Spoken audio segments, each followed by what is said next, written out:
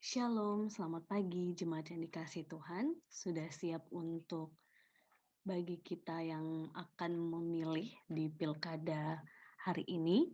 Semoga setiap kita yang sudah memperoleh kertas untuk bersuara ke TPS, kita bisa memilih dengan terang kasih Tuhan, dan apapun yang menjadi pilihan kita serahkan kepada Tuhan sehingga setiap calon pemimpin daerah kita, khususnya Kota Depok dan dimanapun berada, dapat dipakai Tuhan untuk memimpin setiap kota untuk mendatangkan damai sejahtera bagi seluruh rakyat Indonesia.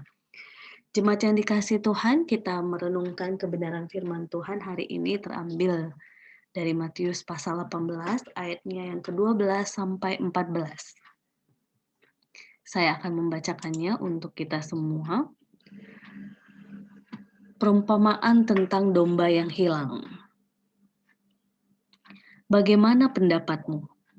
Jika seorang mempunyai 100 ekor domba dan seekor di antaranya sesat, tidakkah ia akan meninggalkan yang 99 ekor di pegunungan dan pergi mencari yang sesat itu? Dan aku berkata kepadamu, sesungguhnya jika ia berhasil menemukannya, lebih besar kegembiraannya atas yang seekor itu daripada atas yang ke-99 ekor yang tidak sesat. Demikian juga Bapamu yang di sorga tidaklah menghendaki supaya seorang pun dari anak-anak ini hilang.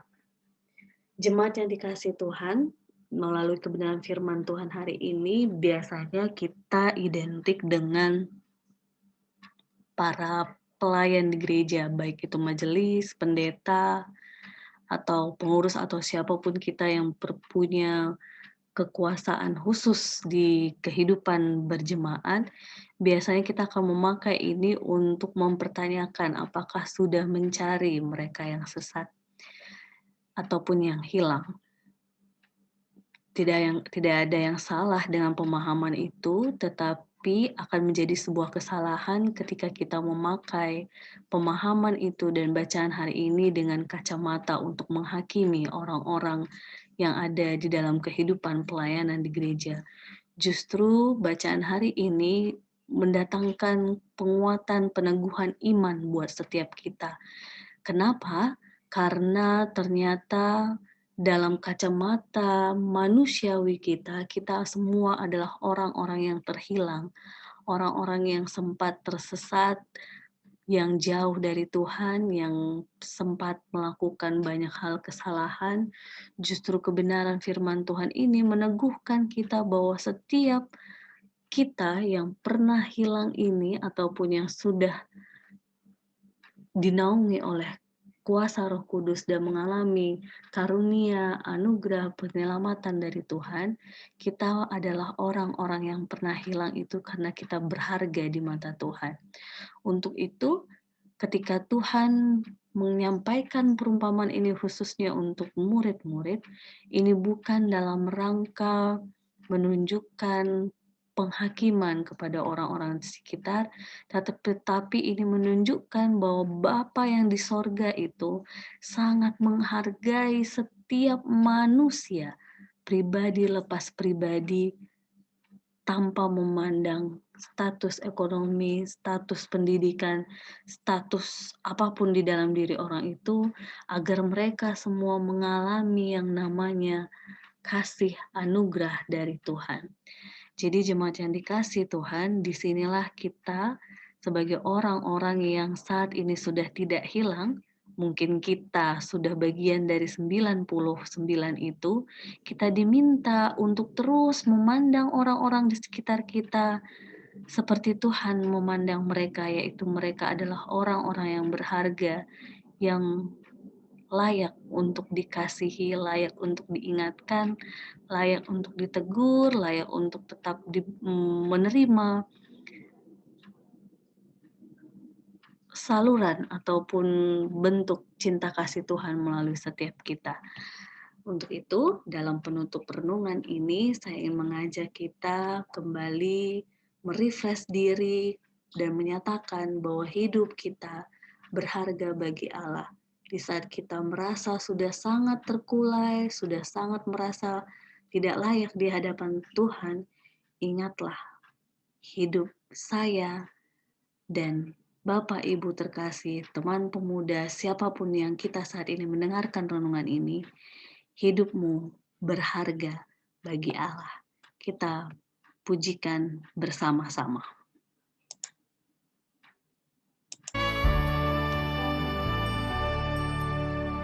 Hidupmu berharga bagi Allah. Ada yang tak berkenan di hadapannya. Dia ciptakan kau seturut gambarnya. Sungguh terlalu indah kau bagi Dia. Dia berikan kasih-Nya bagi kita. Dia telah relakan segala-galanya. Dia disalib untuk tebus dosa kita. Karena hidupmu sangatlah berharga. Buluh yang terkulai takkan dipatahkannya. Dia akan jadikan indah. Sungguh lebih berharga suluh yang telah pudar, takkan dipadamkannya. Dia akan jadikan terang untuk kemuliaan-Nya.